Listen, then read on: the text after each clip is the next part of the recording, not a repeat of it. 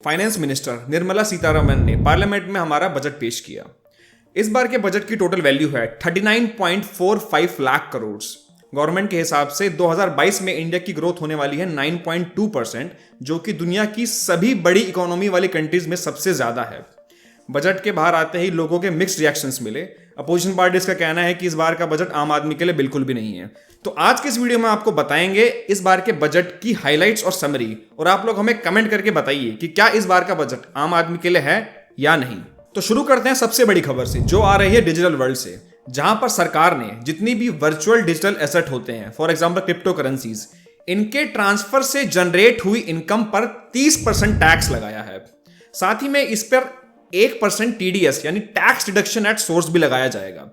अब ये पहली बार है कि गवर्नमेंट ने इस तरह के वर्चुअल डिजिटल एसेट्स पर एक फॉर्मल तरीके से रिकॉग्निशन दिया है, इससे पहले कभी दिया नहीं था। अब TDS लगाने का ये फायदा है कि सरकार को पता चल जाएगा कि ये क्रिप्टो करेंसीज का पैसा कहां से कहां जा रहा है, और जो कि टैक्स कलेक्शन में काफी ज्यादा फायदा करेगा। लेकिन साथ ही में हमें यह बात भी जाननी चाहिए कि गवर्नमेंट ने ऐसा कुछ नहीं कहा है कि उन्होंने क्रिप्टो करेंसीज को लीगलाइज कर दिया, सिर्फ अभी इस पर टैक्स लगाया। लेकिन ये खबर फिर भी बहुत ज्यादा पॉजिटिव है क्रिप्टो करेंसी होल्डर्स के लिए। इनफैक्ट गवर्नमेंट ने यह कहा है कि आने वाले टाइम में RBI खुद का एक डिजिटल करेंसी लॉन्च करेगा। इस डिजिटल करेंसी का नाम है CBDC यानी सेंट्रल बैंक डिजिटल करेंसी, जो कि ब्लॉकचेन टेक्नोलॉजी पे बेस्ड होगी। ब्लॉकचेन टेक्नोलॉजी काफी क्रिप्टो करेंसी टेक्नोलॉजी का बेसिस होता है। अब इस गवर्नमेंट के डिजिटल करेंसी और क्रिप्टो करेंसीज में एक अंतर है। वो अंतर ये है कि गवर्नमेंट का जो डिजिटल करेंसी है यानी CBDC, ये बेस्ड है मनी, गोल्ड या फिर गवर्नमेंट के एसेट्स पर। यानी सिंपल शब्दों में कहा जाए तो इसका एक लीगल टेंडर है। जैसे कि अगर इतने रुपए के कॉइन्स हैं, करेंसी है, तो उसके पीछे इतना सोना है, सिंपल एज दैट। लेकिन जो क्रिप्टो करेंसी होती है उसका कोई लीगल टेंडर नहीं होता है।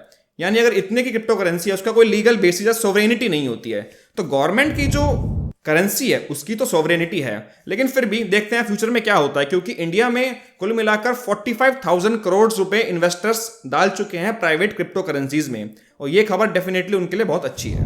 दूसरी बड़ी खबर आ रही है एग्रीकल्चर के फील्ड से, जहां पर सरकार ने Ken Betwa river interlinking project launch किया है 44,000 करोड़ के प्राइस पर। अब ये प्रोजेक्ट बहुत ज्यादा इंटरेस्टिंग है। इसमें क्या किया जाएगा, केन रिवर जो कि मध्य प्रदेश में है, केन रिवर में काफी ज्यादा पानी है, और बेतवा रिवर जो कि यूपी से निकलती है, वहां पर पानी बहुत कम है। तो बेतवा रिवर के पानी की कमी को पूरा करने के लिए केन रिवर को बेतवा रिवर से जोड़ा जाएगा, इंटरलिंक करा जाएगा।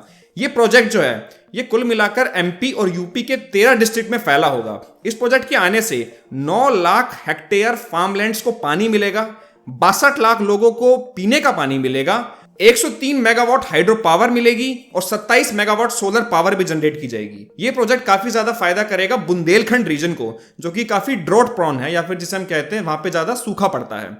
2022 साल जो है वो द ईयर ऑफ मिलेट्स की तरह कहा जा रहा है उसे। ईयर ऑफ मिलेट्स यानी यहां पर जो है मिलेट्स की प्रोडक्शन को काफी ज्यादा प्रमोट किया जाएगा। इसी के साथ गवर्नमेंट ने अनाउंस किया है कि वो किसान ड्रोन्स का यूज करेंगे। इन ड्रोन्स की हेल्प से हवा में से ही क्रॉप की क्वालिटी और उसे असेसमेंट करने में हेल्प मिलेगी। साथ ही में जितनी भी लैंड है उनके डिजिटल रिकॉर्ड्स भी ले लिए जाएंगे हवा से ही। इसी के साथ जो स्प्रे करते हैं पेस्टिसाइड्स को, उनको भी बाय एयर ड्रोन से ही करा जाएगा। फाइनेंस मिनिस्टर ने अपनी स्पीच में यह भी कहा कि सरकार इस बार केमिकल फ्री नेचुरल फार्मिंग की तरफ फोकस कर रही है, जिससे कि सस्टेनेबल डेवलपमेंट अचीव होगी, किसानों का खर्चा कम होगा और उनकी कमाई ज्यादा होगी। इसी के साथ सबसे बड़ी खबर जो फार्मर्स के लिए इस बार दी गई है वो ये है कि MSP यानी मिनिमम सपोर्ट प्राइस के under government 2.37 lakh crore rupees में फार्मर्स से गेहूं और धान खरीदेगी। बात करते हैं डिफेंस बजट की। तो पिछली बार का डिफेंस बजट था 4.78 करोड़। इस बार इस डिफेंस बजट को 10% बढ़ाकर 5.25 करोड़ कर दिया गया है। अब ये जो डिफेंस बजट है, हमें सबसे ज्यादा जिज्ञासा रहती जानने की कि टोटल बजट का कितना परसेंट है, क्योंकि लोगों का हमेशा कहना होता है कि सरकार फालतू में डिफेंस से पैसा खर्च करती रहती है, इसे और ज्यादा करना चाहिए। बट ऐसा है नहीं, जरूरत के हिसाब से पैसा खर्च किया जाता है। तो इस बार का बजट जो है वो टोटल बजट का 13% है। एक होता है चीज कैपिटल प्रोक्योरमेंट बजट नाम का, जिसके अंडर गवर्नमेंट जो है डिफेंस के वेपन्स और इक्विपमेंट्स को प्रोक्यूर करती है। ये है 1.27 लाख करोड़। अब इस 1.27 लाख करोड़ का 68% फिक्स कर दिया गया है सिर्फ डोमेस्टिक प्रोक्योरमेंट के लिए। यानी 1.24 लाख का जो 68% होता है वो होता है 84,500 रुपीज। ये होगा सिर्फ लोकल इंडस्ट्रीज से वेपन्स खरीदने के लिए, जिससे कि हमारे डोमेस्टिक मार्केट्स जो हैं उनको बहुत ज्यादा फायदा होगा और लोकल फॉर वोकल के लिए डेफिनेटली बहुत ज्यादा अच्छे होने वाला है। इसी के साथ एक बड़ी खबर ये आ रही है कि जो रिसर्च एंड डेवलपमेंट के लिए जो फंड्स रखे जाते हैं उसका 25% सिर्फ स्टार्टअप्स और प्राइवेट कंपनीज को दिया जाएगा रिसर्च एंड डेवलपमेंट करने के लिए, ताकि जो स्टेट है उसकी मोनोपोली होती है हर तरह के बढ़िया टेक्नोलॉजी, डिफेंस की टेक्नोलॉजी रिसर्च करने की, उस मोनोपोली को हटा दिया जाए और प्राइवेट प्लेयर्स और नए स्टार्टअप्स को मौका दिया जाए कि तुम लोग भी आओ और जाकर रिसर्च करो इसमें। तो ये बहुत ज्यादा फायदा होने वाला है, क्योंकि जहां पर भी प्राइवेट एंटिटी एंटर करती है उस चीज की क्वालिटी डेफिनेटली बहुत ज्यादा बढ़ती है। और हम तो बात कर रहे हैं यहाँ पर डिफेंस की। डिफेंस में तो हमें आज के टाइम में पहले से कभी भी आप देख लीजिए सबसे ज्यादा टेक्नोलॉजी की जरूरत है। अब हम आते हैं अपने हेल्थ बजट पर। तो इस बार हेल्थ के लिए एलोकेट किए गए हैं 86,000 करोड़ रुपीस, जो कि पिछले साल के बजट से 16% ज्यादा है। इस बार गवर्नमेंट जो है वो स्टेट्स को देगी 4,000 करोड़ रुपए, जिसमें states wellness centres, public health labs और क्रिटिकल हॉस्पिटल केयर ब्लॉक्स को डेवलप करेगा उन डिस्ट्रिक्ट्स में जिनकी पॉपुलेशन 5 लाख से ज्यादा है। अब इस बार की जो मोस्ट इंपोर्टेंट थिंग थी बजट में सुनने वाली, वो थी कि गवर्नमेंट ने मेंटल हेल्थ पर बहुत ज्यादा फोकस किया है। इसको फोकस करने के लिए गवर्नमेंट ने national tele mental health programme launch किया है। असल में 2019 की एक आईसीएमआर की रिपोर्ट के हिसाब से हिंदुस्तान के हर 7 में से एक आदमी को कोई ना कोई मेंटल डिसऑर्डर जरूर होता है। अब अपनी स्पीच में फाइनेंस मिनिस्टर ने यह भी कहा कि कोविड पैंडेमिक के दौरान लोग घर में बंद थे और उन्हें तरह तरह की बीमारियां हुई थी, मेंटल डिसऑर्डर्स हुए थे। अब इन डिसऑर्डर्स को, इन प्रॉब्लम्स को गवर्नमेंट ने रिकॉग्नाइज किया है और इसका एक सोल्यूशन लाया है। वो सोल्यूशन है national tele mental health programme, जिसमें गवर्नमेंट पूरे देश में करीब 23 मेंटल हेल्थ सेंटर्स बनाएंगी जो कि लोगों की मेंटल डिसऑर्डर से डील करेंगे। अब इन सेंटर का जो हेड होगा, जो नोडल सेंटर होगा, वो होगा निम्हांस। निम्हांस का मतलब होता है national institute of mental health and neuro sciences, जो कि बैंगलोर में है। और इन्हीं सभी सेंटर्स को टेक्नोलॉजिकल सपोर्ट देगा आईआईटी बैंगलोर। एक और बढ़िया चीज जो इस बार के बजट में दिखी थी वो ये थी कि गवर्नमेंट के हर घर जल स्कीम के अंडर 60,000 करोड़ रुपए एलोकेट किए गए हैं, जिसमें गवर्नमेंट 3.8 करोड़ घरों को साफ पानी देगी। हर घर जल स्कीम जो है, इसमें गवर्नमेंट जितने भी गांव के इलाके होते हैं वहां पर बढ़िया और साफ पानी सप्लाई करती है। अब आते हैं एक बड़े पॉइंट पर, जो कि है ट्रांसपोर्टेशन। ट्रांसपोर्टेशन सेक्टर के अंदर पीएम गति शक्ति नेशनल मास्टर प्लान के अंडर 20,000 करोड़ रुपए एलोकेट किए गए हैं। अब ये प्लान जो है देश की इकोनॉमिक ग्रोथ और इकोनॉमिक डेवलपमेंट के लिए बहुत ज्यादा इंपॉर्टेंट है।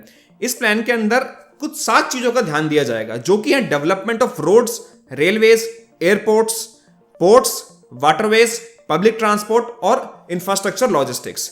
अब जैसे ये स्कीम इफेक्ट में आएगी तो लोगों का और गुड्स का, चीजों का, दोनों का ट्रांसपोर्ट ही बहुत ज्यादा तेज हो जाएगा। इसी के साथ इस बार जितने भी हमारे नेशनल हाईवेज हैं उनकी लेंथ को 25,000 किलोमीटर से बढ़ाया जाएगा, जिसकी कुल लागत होगी 200 बिलियन रुपए। अगर रेलवेज की बात करें तो रेलवेज को दिए गए हैं इस बार 1,40,000 करोड़ रुपए। अब इसमें जो सबसे ज्यादा इंपॉर्टेंट नोट करने वाली बात है वो है वंदे भारत ट्रेन। गवर्नमेंट ने कहा है कि अगले 3 साल के अंदर 400 वंदे भारत ट्रेन बनाई जाएंगी। अब ये वंदे भारत ट्रेन जो है ये नॉर्मल ट्रेन से काफी अलग होती है। नॉर्मल ट्रेन जो होती है वो ज्यादातर स्टील की बनी होती है, लेकिन वंदे भारत ट्रेन जो है ये ज्यादातर एल्यूमिनियम की बनेगी। अब एल्यूमिनियम की ट्रेन जो है वो स्टील की ट्रेन से करीब 50 टन हल्की होंगी। अब ये बात अलग है कि इसको बनाने का खर्चा नॉर्मल ट्रेन से 25 करोड़ ज्यादा होगा, लेकिन क्योंकि ट्रेन वजन में हल्की हैं तो ये एनर्जी कम यूज करेंगी और अगर लॉन्गर टर्म में देखा जाए तो हमारा बहुत ज्यादा फायदा होगा। इसी के साथ एक और कंसेप्ट लाई है गवर्नमेंट, वो है वन स्टेशन वन प्रोडक्ट। अब आपने इसके नाम से कुछ समझ लिया होगा। इसका मतलब है कि गवर्नमेंट एक रेलवे स्टेशन को एक प्रोडक्ट का ही प्रमोशनल हब बनाएगी, जहां पर वो पर्टिकुलर प्रोडक्ट मिला करेगा। इससे उस प्रोडक्ट का प्रमोशन होगा, ऑब्वियसली उसका बिजनेस बढ़ेगा और जितने भी लोग उस स्टेशन से गुजरेंगे वो उस प्रोडक्ट को देख सकते हैं। तो ये बहुत अच्छा पॉइंट मुझे लगा इस बार के बजट। अब आते हैं एजुकेशन बजट पर, जो कि बहुत इंपॉर्टेंट होता है। इस बार के एजुकेशन बजट को दिया गया है 1.04 लाख करोड़ रुपीस, जो कि पिछले साल के बजट से करीब 12% ज्यादा है। अब यहां पर जो सबसे ज्यादा मेन नोट करने वाली बात यह है कि इस बार डिजिटल एजुकेशन पर बहुत ज्यादा पुश किया गया है। इस बार बनाई जाएंगी डिजिटल यूनिवर्सिटी। अब ये यूनिवर्सिटी जो है ये नॉर्मल जितनी भी यूनिवर्सिटीज होती है इनके पैरेलल ही काम करेगी। सरकार का कहना है कि जब कोरोना पैंडेमिक हुआ तो सभी तरह की फिजिकल एजुकेशन डिसरप्ट हो गई थी। इनफैक्ट आज के टाइम भी फिजिकल एजुकेशन नहीं हो रही है। तो गवर्नमेंट ने इस बार ऑनलाइन एजुकेशन यानी डिजिटल एजुकेशन की इंपॉर्टेंस को समझा है और उसी की नीड को पूरा करने के लिए ये डिजिटल यूनिवर्सिटी सेटअप की जाएगी, जिसमें बच्चों को काफी तरह की रीजनल लैंग्वेजेस में वर्ल्ड क्लास एजुकेशन दी जाएगी। क्योंकि फिजिकल एजुकेशन में आदमी लिमिटेड होता है, एक पर्टिकुलर चीज सीखता है, लेकिन आप घर बैठ के पढ़ते हैं तो कुछ भी पढ़ सकते हैं, कितना कुछ पढ़ सकते हैं। ये बहुत ज्यादा बेनिफिशियल होने वाला है स्टूडेंट्स के लिए। इसी के साथ पीएम का ई विद्या जो स्कीम है उसके अंदर 12 टीवी चैनल्स आते हैं बच्चों की एजुकेशन के लिए। इन्हें 12 से बढ़ाकर 200 किया जाएगा और जो definitely for the larger population बहुत अच्छा होगा। कुछ मिसलेनियस पॉइंट्स की बात करें तो 5G टेक्नोलॉजी है वो इस साल स्टार्ट कर दी जाएगी। इनकम टैक्स की बात करते हैं तो उसके जो स्लैब्स होते हैं, इनकम टैक्स के स्लैब्स में कोई बदलाव नहीं आया है। इसी के साथ इस बार ई पासपोर्ट्स इश्यू होने शुरू होंगे। अबे ई पासपोर्ट्स क्या हैं? ई पासपोर्ट्स बने होते हैं माइक्रोचिप से। इस माइक्रोचिप के अंदर बायोमेट्रिक डाटा होता है।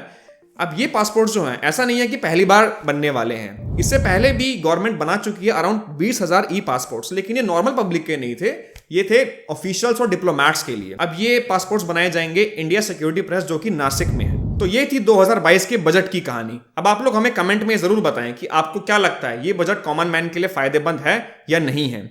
अगर आपको वीडियो पसंद आई तो इसे लाइक करें, शेयर करें और इस चैनल को जरूर सब्सक्राइब करें। आज की वीडियो के लिए बस इतना ही। अब हम मिलते हैं आपसे अपनी अगली वीडियो में। जय हिंद।